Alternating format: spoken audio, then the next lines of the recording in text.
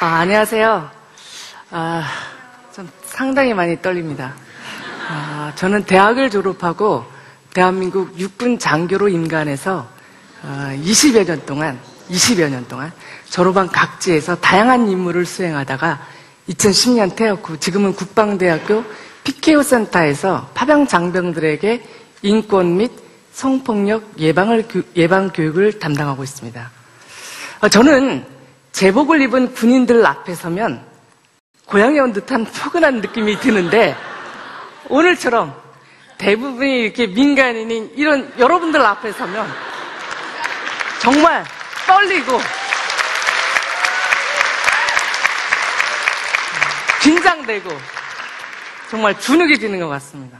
저희 군생활 중에서 저에게 가장 기억에 남고 그 다음에 제 삶을 바꿀 수 있었던 계기가 된 것이 바로 동티모르에서의 1년이었습니다.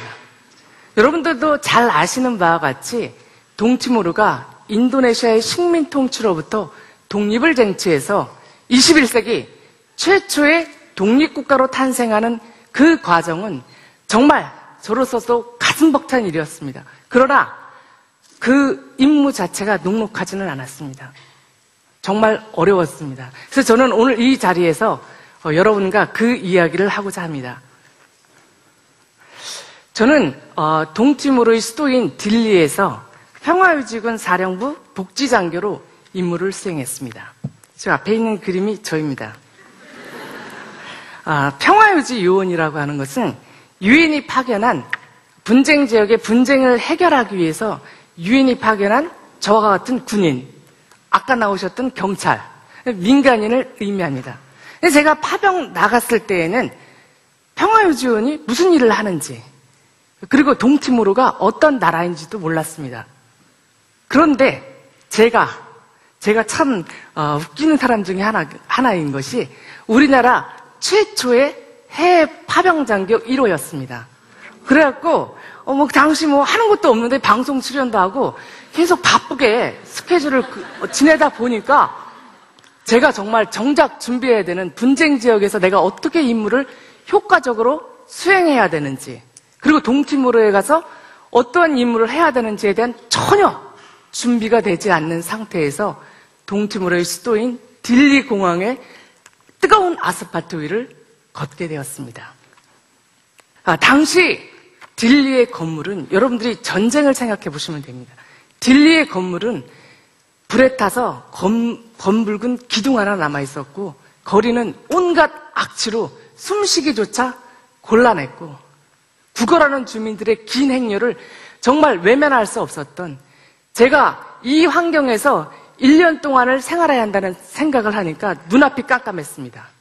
제 앞에 펼쳐진 동티모르의 모든 광경은 충격 그 자체였고 이러한 환경에서 사람이 살 수 있다는 그 자체가 정말로 경이로웠습니다. 그러나 동티모르는 저에게 많은 것을 몸으로 느낄 수 있게 했고 분노하게 했고 그 다음에 저로 하여금 많은 결심을 하게 하는 그런 시간이 되었습니다. 제일 먼저 분쟁 지역 여성의 삶이 얼마나 처절한가를 동티모르 여성의 삶을 통해서 제가 직접 눈으로 확인하는 시간이 되었습니다. 제 눈에 들어온 동티모르 여성들은 이른 새벽부터 늦은 밤까지 들에서, 밭에서, 논에서 제 몸에 3분의 1도 안 되는 가냘픈 몸, 젊은 나이에도 불구하고 이미 허리가 90도까지 완전히 굽어진 상태였고 검게 그을어진 얼굴하고 제대로 된 옷 하나 걸칠 수도 없는 그야말로 가족의 생계를 책임지기 위해서 하루하루를 전쟁과 같은 삶을 살고 있었습니다. 그러나 동티모르의 남성들은 분쟁을 겪고 있는 국가라고는 생각할 수 없을, 믿기 어려울 정도로 감미로운 기타 반주에 노래를 부르거나 보십시오. 딜리 수도에서 닭싸움을 하면서 고함을 지르고 닭싸움의 승부에 따라서 술과 노래로 화답하면서 하루하루를 보내는 것이 그들의 일상이었습니다. 저는 대한민국 여성으로 태어난 것이 이토록 감사한 것인 줄을 동춤으로 여성들의 참담한 현실을 보면서 알게 되었습니다. 당시 딜리에는 운타엣이라고 하는 UN 임무단과 제가 근무했던 평화유지 사령부, 그리고 다른 나라에서 파병한 많은 부대들이 있었습니다. UN 임무단 건물 여기저기를 기웃거리면서 자신의 몸을 팔아 생계를 유지했던 남루한 동티모르 여성들의 모습은 당시 저에게는 너무나도 충격적이었고, 정말 분쟁이 여성의 삶을 무참히도 짓밟는 현실에 저는 너무도 가슴이 아팠습니다. 그러나 더욱더 가슴이 아팠던 것은 분쟁 지역 여성의 삶의 질 향상을 위해 그들에게 희망을 주기 위해서 파견된 평화유지 요원이 동티모르 여성을 대상으로 해서 성폭행한 후에 그들에게 계란 한 꾸러미, 쌀 한 포대를 주면서 성폭행을 성매매로 위장하는 현실에 저는 분노하지 않을 수 없었습니다. 왜 그랬을까? 그 당시 성매매는 처벌 대상이 아니었습니다. 그래서 평화유지 요원들이 동침으로 여성을 대상으로 해서 이러한 악행을 계속해서 저질렀던 것입니다. 제가 이들에게 해줄 수 있는 것이 아무것도 없음이 너무너무 답답했습니다. 또한 저와 같이 근무했던 태국분 데이 차이에 대해서 여러분들한테 간단히 소개하고자 합니다. 태국군 데이 차이는 성격이 활달하고 매사에 적극적인 장교였습니다. 그런데 그 데이는 제가 근무하는 사무실에 있는 컴퓨터에 온갖 음란 동영상하고 사진을 저장해서 사령부 내에 근무하는 많은 장교들이 그것을 보게 되었고, 특히 호주 여군 상사가 그것을 보고 심한 굴욕감과 수치심에 차이를 헌병대에 신고하게 되었습니다. 이제 그 사실로 인해서 성희롱범으로 저희가 됐고, 또 다시 차이는 동침으로의 노리타라고 하는 여성과 결혼을 전제로 해서 성관계를 맺다가 3개월 만에 노리타에게 이별을 통보하게 되었습니다.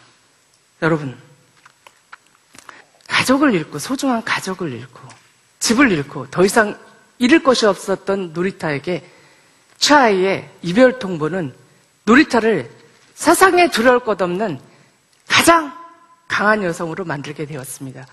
결국 노리타는 당시 평화유지군 사령관에게 면담을 요청해서 그 사실을 알리게 되었고, 평화유지 사령관은 취하이를 본국 송환시키게 되었습니다. 당시 성폭력 범죄를 저지른 평화유지 요원에게 유엔이 할 수 있는 최대의 조치는 다른 게 없었습니다. 그 당시도 마찬가지고 지금도 마찬가지고 본국 송환 이외에는 달리 방법이 없었습니다. 그래서 결국 취하이는 본국 송환되게 되었습니다. 분쟁을 겪고 있는 국가에서 평화유지 요원으로 근무한다는 것은 많은 인내와 고통을 필요로 하고 부단한 자기와의 싸움을 요구합니다.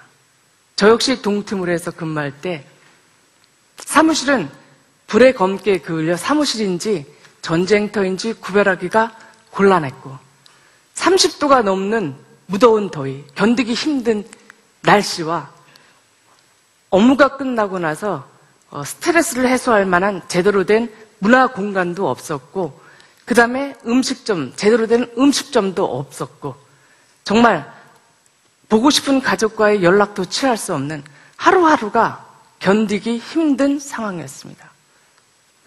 그러나 어느 날 문득 나는 6개월 후면, 9개월 후면 돌아갈 집이 있지만 이 사람들은 평생을 이러한 환경에서 살아야 한다는 생각을 하니 눈앞이 깜깜했습니다. 처음엔 그들을 이해할 수 없었습니다. 왜 깨끗이 씻지 않을까? 왜 아이들을 길거리에 저렇게 방치할까? 그러던 어느 날 나의 친구였던 시키타로부터 그들의 포르투갈 지배와 25년간 인도네시아의 식민 통치로부터 겪어야 했던 암울했던 역사를 듣게 되었습니다. 문득 우리가 그토록 진저리 쳤던 일제 식민치하를 떠올리게 되었고, 그들의 고통이 나의 고통으로 다시 다가오기 시작했습니다. 이후로 그들의 몸에서 나는 악취도 사랑할 수 있게 되었고, 그들에게 더 이상 이러한 고통을 겪게 해서는 안 된다는 생각과 그들에게 희망을 주어야 한다는 생각에 저 스스로의 나태함을 체근했던 기억이 납니다. 돌이켜보면 그들은 쓸쓸 물이 없었고 아이들을 건사할 만한 삶의 여유가 없었습니다. 내 시각에서 그들을 보면 그들은 초라했지만 그들 시각에서 그들을 보면 그들은 최선을 다하는 삶이었습니다. 평화유지원이 존경을 받는 이유는 이처럼 분쟁을 겪고 있는 열악한 지역에서 분쟁의 최고 희생자라고 할 수 있는 여성과 아동의 인권을 위해서 그들이 힘쓰기 때문이었습니다. 그러나 유엔 평화유지원에 의한 성폭력은 동티모르에서만이 아니었습니다. 그 이후 시에라리온과 라이베리아, 그리고 얼마 전 2015년 8월 남아프리카 공화국 임무단에서 12살 소년의 강간 사건이 다시 발생했습니다. 반기문 유엔 사무총장은 이제는 더 이상 유엔 평화유지위원회에 의한 성폭력은 용납할 수도 없고 용납해서도 안 된다면서 임무단장의 지휘 책임을 물어 세네갈의 가해 장군을 보직해임시켰고, 앞으로는 성폭력 범죄에 대해서 예외 없는 무관용 원칙을 강력하게 시행하겠다는 단호한 의지를 표명했습니다. 동티모르에서의 1년은 저를 이 자리에 서게 했고, 대한민국 군인으로서 분쟁 지역 평화유지위원으로 파병 임무를 수행하는 그들이 왜 여성을 보호해야 되고 성폭력을 예방해야 하고 여성 인권을 보호해야 되는지 역설하는 계기를 조성하게 되었습니다. 정말 다행인 것은 우리나라가 1993년 최초로 평화유지요원을 소말리아에 파병한 이후 20년이 지났지만 분쟁 지역 및 해당 지역 주민을 대상으로 하는 성폭력은 단 한 건도 발생하지 않았습니다.